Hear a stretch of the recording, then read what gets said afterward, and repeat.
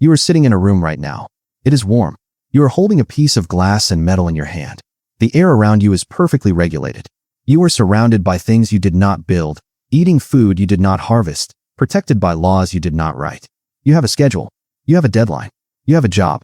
You sell your time in neat, 8-hour increments to buy back your survival. It feels normal. It feels like the only way a human life can be lived. Now delete it. Strip it away. Tear down the walls of your room. Let the concrete dissolve. Watch the glowing screen in your hand vanish into nothing. Take away the electricity, the running water, the grocery stores, the police, the roads, the clothes on your back.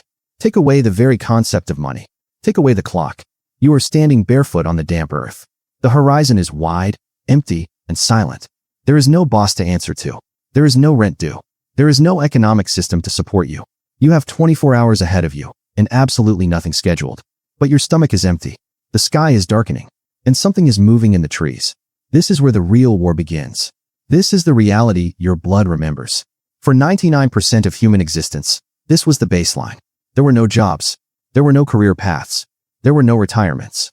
Yet, our ancestors were not lazy, and they were not idle. They were running a startup where the capital was their own biological survival, and the market was entirely unforgiving. We look back at them through a romantic lens. We imagine the noble savage, lounging in a pristine, untouched paradise, occasionally picking fruit from a tree. We tell ourselves they had infinite leisure time. We envy their freedom from the modern matrix. This is a lie. The past was not a vacation. It was an endless exercise in extreme risk management. Our ancestors were not a different species. They were us.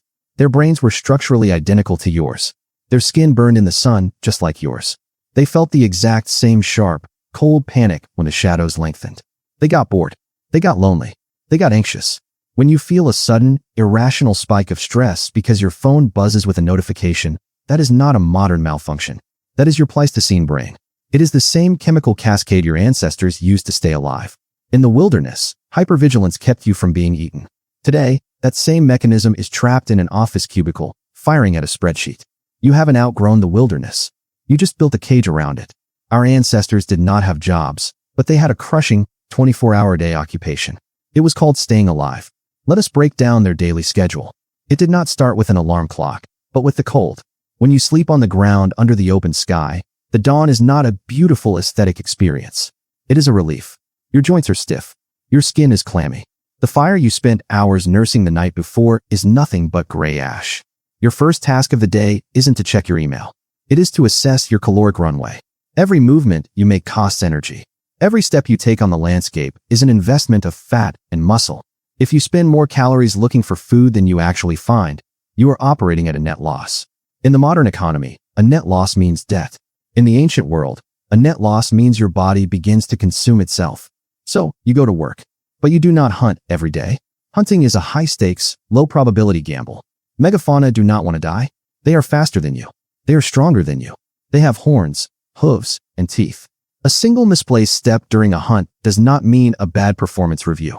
It means a shattered pelvis and a slow death from internal bleeding 3 days later. Instead, the vast majority of an ancient human's day was spent doing something far more tedious. Gathering. Imagine walking for 12 miles, bent at the waist, scanning the dirt.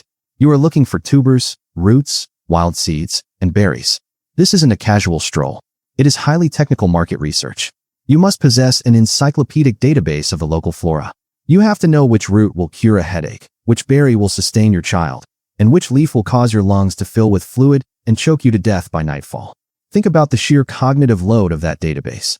There were no manuals. There was no internet. Every piece of data had to be stored in the living tissue of your brain, passed down through spoken word around a campfire. And the work was physically relentless. Consider the invention of the digging stick. It seems primitive. It is just a sturdy branch, sharpened at one end by scraping it against a rock, its tip hardened in the embers of a fire. It is perhaps the most boring tool in human history. But this simple stick tilted the scales of global survival. It allowed humans to unlock a hidden vault of energy buried deep beneath the surface of the earth. Tubers and roots are the energy storage units of plants. They are packed with complex carbohydrates. But the earth does not give them up easily. To get enough calories to feed a small band, you had to spend hours pounding that stick into baked, clay earth. Your hands would blister, bleed, and callous over. Your lower back would ache with a deep, chronic strain. It was monotonous, backbreaking, repetitive labor. It was data entry for the physical body. When the gathering was done, the manufacturing began. You could not rely on a supply chain. If your footwear tore, you did not order a new pair. You had to find an animal's skin, scrape the rotting fat from its underside with a sharp flake of flint, cure it with smoke or brains, and stitch it together using an awl made from a splinter of bone and thread made from animal sinew.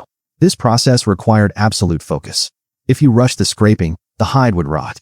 If your flint flake was too dull, you would waste hours of energy. If it was too sharp, you would cut through the leather and ruin days of work. Every single object you owned was a physical manifestation of your own time and sweat. Then came the social protocols. Humans are intensely social animals because isolation in the ancient world was a death sentence. An individual human is a weak, defenseless snack for a leopard. A coordinated group of 10 humans is an apex predator. But groups create friction. Imagine living, sleeping, and traveling with the same 15 people for your entire life. There is no personal space.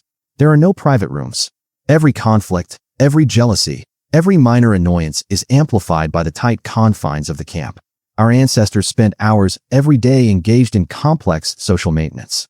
They groomed each other, they talked, they negotiated, they told stories. This wasn't just casual leisure. This was the construction of the social safety net. If you alienated your tribe, they might leave you behind when the season changed. And to be left behind was to die alone in the cold. We look at our modern lives, our 9-to-5 routines, our commutes, our Zoom calls, and we feel a deep, systemic exhaustion. We feel like we are trapped in an artificial construct. And we are. We have traded the raw, terrifying freedom of the wild for the predictable, anxious security of the grid. But do not misunderstand what we traded away. We traded away the constant, gnawing presence of parasites living beneath our skin. We traded away the reality of watching half of our children die before their 5th birthday from simple infections. We traded away the winter nights spent shivering in dark rock shelters, listening to the wolves close and outside, knowing that if the fire goes out, we go out with it. We built a world where nothing can eat us in our sleep.